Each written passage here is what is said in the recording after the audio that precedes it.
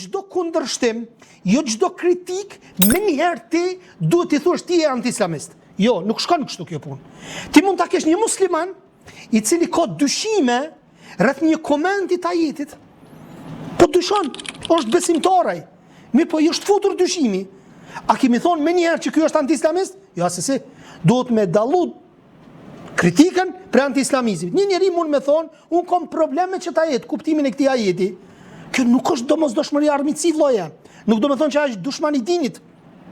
Se plot na kemi musliman. Fatkeqësisht subhanallah, thot unë jam musliman, unë e du fen time.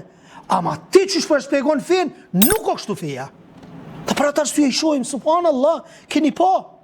Plot musliman ja u bëjnë like për shembull postimeve të anti-islamistëve. Nuk e din çka janë të bëjë, sepse i mashtrojnë. Për atë arsye na duhet me mësu militin. Duhet me u tregu popullit të vërtetën që është në Islam. Me lejen e Allahut subhanahu wa taala.